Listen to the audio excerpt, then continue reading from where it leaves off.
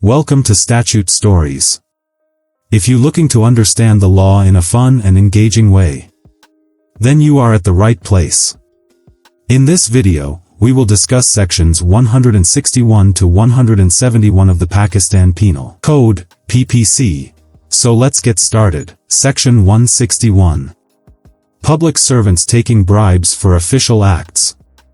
If a public servant or someone hoping to become one accepts or tries to accept any type of bribe, not their legal salary, as a reward for doing or not doing their job, they can be punished. This includes accepting bribes for showing favoritism or giving help to someone through their official role. The punishment can be up to 3 years in jail, a fine, or both.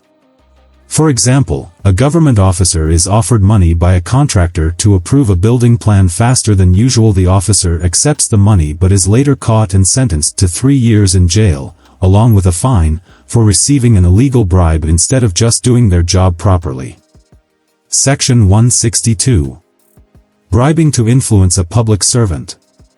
If someone accepts or tries to accept any kind of bribe as a way to corruptly influence a public servant to do something, not do something, or show favoritism, they can be punished with up to 3 years in jail, a fine, or both. For example, an individual offers extra cash to a tax consultant, hoping the consultant will use illegal methods to convince a tax officer to lower his tax liability. The tax consultant agrees but is caught before taking action. As a result, he is fined and sentenced to 3 years in prison for attempting to influence a public servant through corrupt means. Section 163. Personal influence to bribe a public servant. If someone accepts or tries to accept any form of bribe, using their personal connections or influence to persuade a public servant to do or not do something, show favoritism, or perform a service, they can be punished with up to 1 year in jail, a fine, or both. For example, a business owner knows a friend who has connections with a tax officer. He offers money to this friend, hoping he will use his personal influence to convince the tax officer to reduce his company's taxes. The friend accepts but is later caught and sentenced to 6 months in jail and a fine for trying to use personal influence to corruptly impact a public servant. Section 164. Public servants abetting bribery offense. If a public servant helps or encourages someone to commit the bribery offenses described in the last two sections, 162 and 163, influencing a public servant through illegal means or personal influence, they can be punished with up to 3 years in jail, a fine, or both. For example, a government official advises a friend on how to offer a bribe to another public servant to secure a government contract. The official actively assists in arranging the bribe. When caught, the official is sentenced to 2 years in jail and fined for abetting the bribery offense.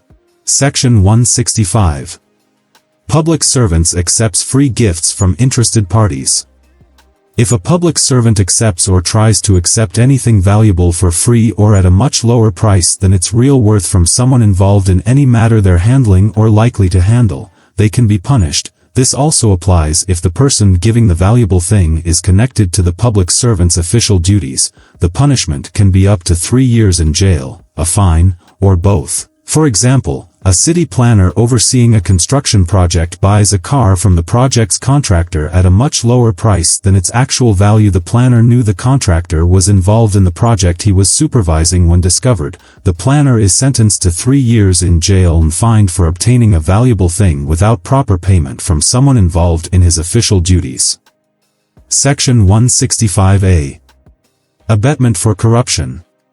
If someone helps or encourages another person to commit offenses mentioned in sections 161 or 165, relating to public servants accepting bribes or valuable things without fair payment, they will face the same punishment as if they had committed the offense themselves. It doesn't matter if the offense happens or not, just attempting to help is enough for punishment.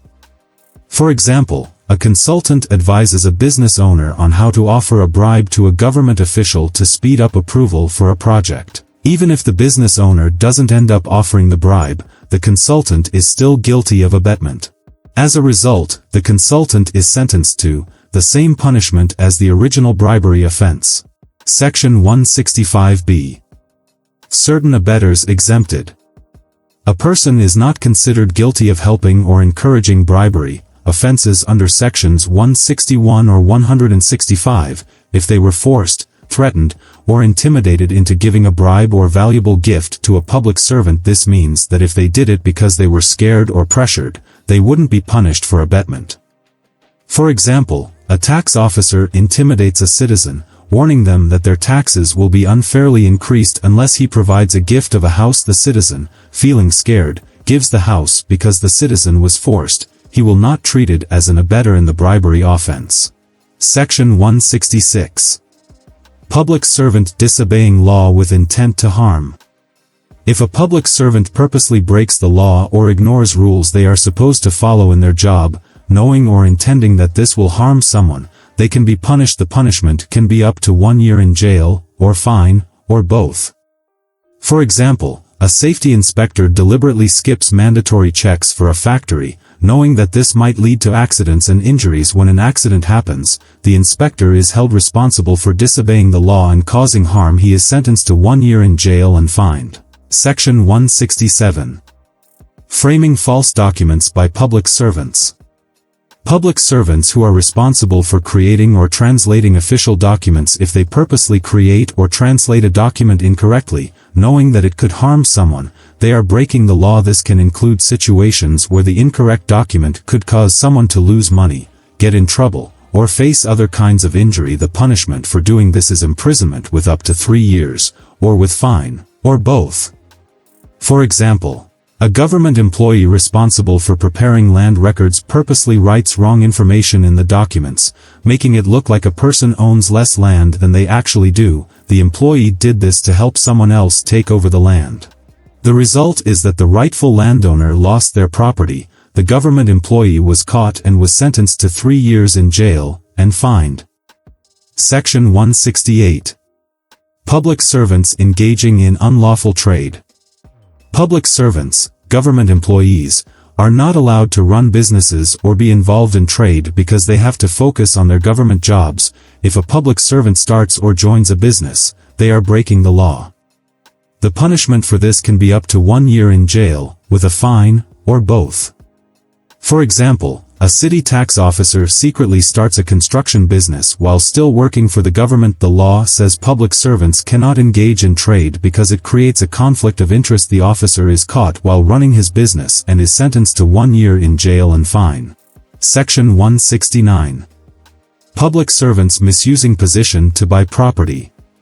If a public servant, who is not allowed to buy or bid for certain property because of their job, does so anyway, they can be punished. They might try to buy the property in their name, someone else's name, or with others. If they break this rule, they could face jail time for up to 2 years, a fine, or both. Additionally, if they manage to buy the property, it will be taken away from them. For example, a public servant responsible for government contracts tries to purchase a piece of land being sold by the government. Since he knows he is not allowed to do this, he asks his relative to place the bid with them, hoping no one will find out. When caught, the public servant is fined heavily and sentenced to 2 years in prison, and the land they tried to buy is confiscated.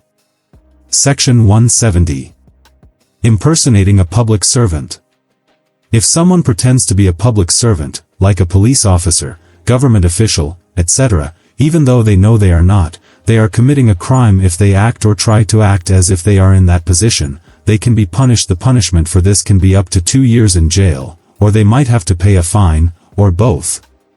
For example, a man dressed up in a police uniform stops people on the road, demanding to see their identification. He is not a real police officer but pretends to be one to scare people. When caught, he is punished with 2 years in jail and a fine for impersonating a public servant and trying to act as if he has authority.